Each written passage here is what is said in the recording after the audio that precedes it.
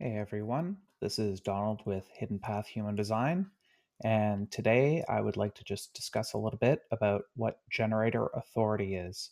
If you're following this in the series of generator videos, the last video we spoke about type, what does it mean to be a generator, and today I want to talk about the authority and how to master your response.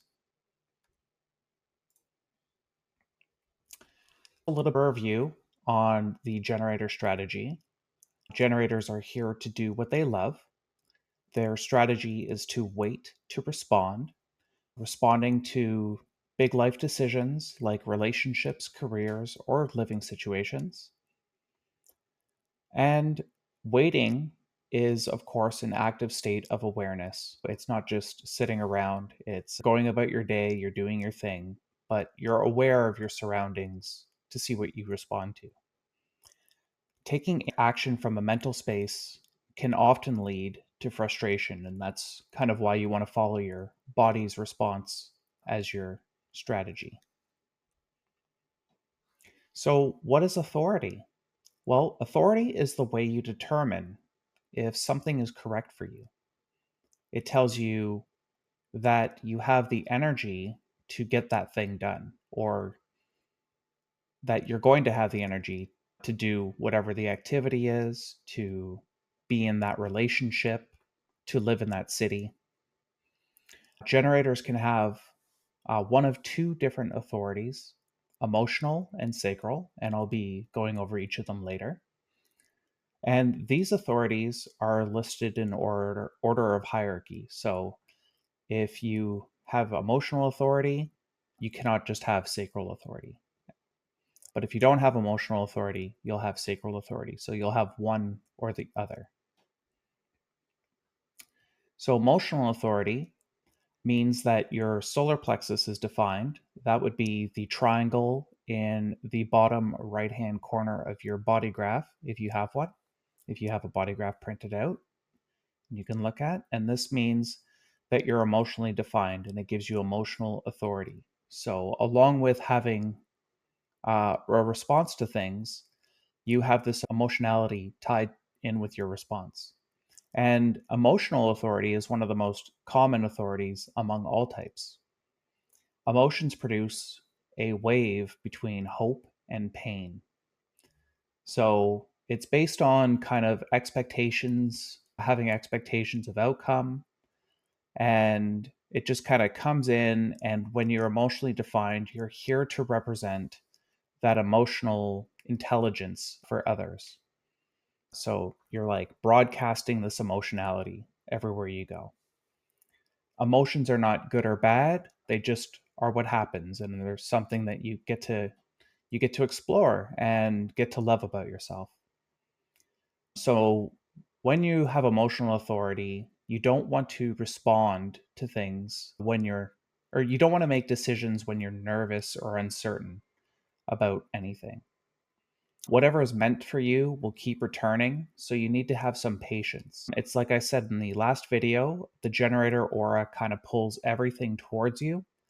So the things that are meant for you will keep on getting pulled to you, regardless if you're ready for them or not. So it's okay not to be ready for something or to be ready for it and say yes to it.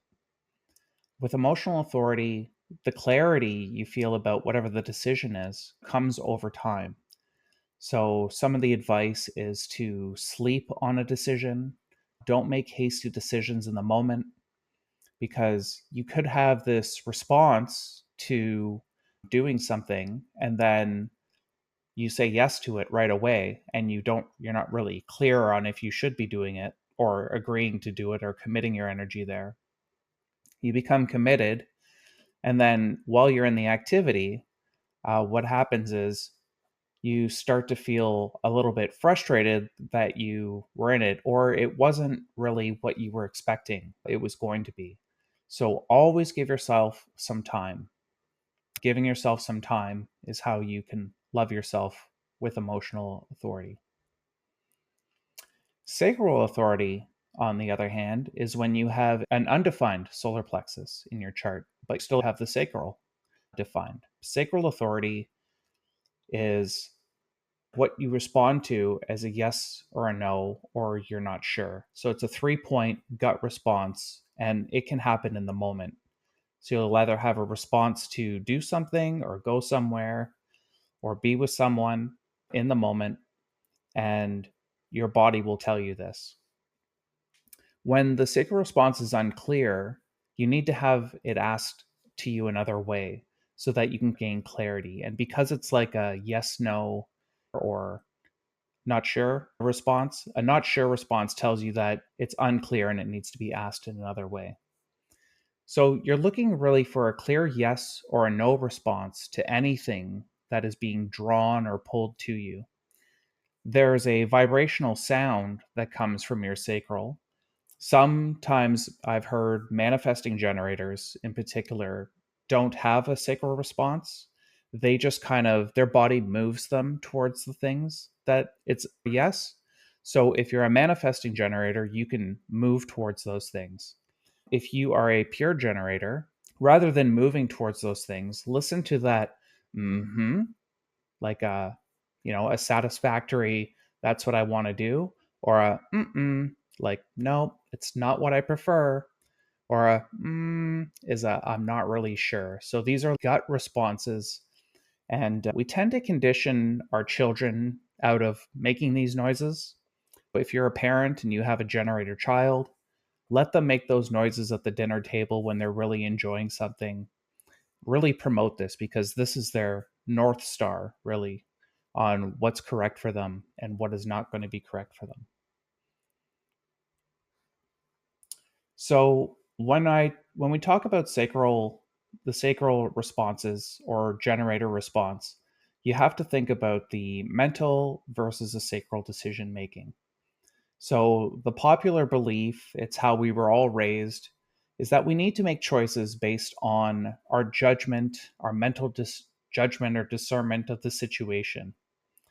But in human design, it teaches us that the mind is actually here to measure or watch your life unfold. So rather than making a judgment on whatever is happening mentally, you should listen to your sacral, which is like more of a body or a gut response. It's your North Star guiding light, and it's something that you can trust will always make decisions for you that you can be happy about. The sacral is not logical, I'll tell you that, and a certain amount of surrender or trust is required for you to follow it. Most of us are taught at a young age to make mental decisions. That's like when maybe you made a checklist of good versus bad aspects of a person. When you're making decisions based on what you think is good or bad, your mind's in control of the game. And your mind is only here to watch the movie. So listening to your sacral allows you to surrender to the movie, and you know the mind wants to talk during the film, and sadly you're the only one in the movie theater, so don't let your mind talk throughout the film. But the sacral is just responding to things and telling you where to go, and it's going to make a lot better decisions for you that are going to lead to more satisfaction instead of frustration. So, how are some ways you can get in touch with your sacral? Asking yourself yes or no questions. And the better your questions are, like the more detailed or specific, but still yes and no, the better they are for you to discern what's correct for you. You can also have someone else ask you yes or no questions. This is typically called a sacral session. Before meals, give yourself a variety of potential choices that you're going to eat. Look through a catalog. Something I do with my family is we have cue cards to determine what we're going to eat throughout the week. And you just read them out, and I hear what the response is from the majority of people. And those are the things we go for. And you can keep adding to your cue cards of dinner ideas. So it's just something to think about if you're interested in something like that. Tune into your body, but not your mind. So notice that your mind is always going to be judging the situation. You know, it's not really a silent witness in the beginning, but it can become a silent witness through meditation and practicing human design over time, which they say it takes about 7 years to fully decondition. And I think you keep conditioning every 7 years after. So you just get better and better with recognizing what's correct for you, and you lead a life with less resistance as you move forward with the system. And also, the last thing is to, throughout the day, stay open and present and pay attention to what or who you get excited by. So the sacral tends to get excited. In the beginning of your human design journey, your sacral may not react because you're not used to tuning into it. So it's something that you really develop over time.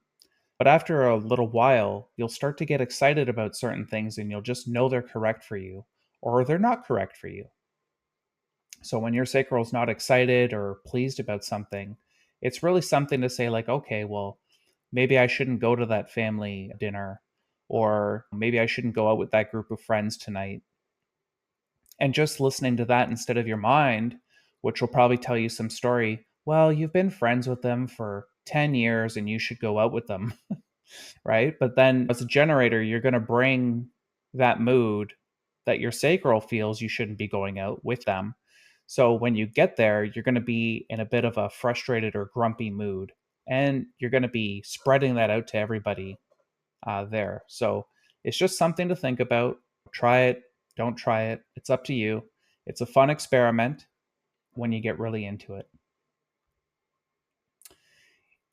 That concludes what I have to speak about when it comes to emotional and sacral authority for generators. If you want to work with me, I offer foundational human design readings, which cover your type, strategy, authority, and other key aspects of your design. Details are in the video description below, and remember to like, share, and subscribe for more videos. Thanks very much.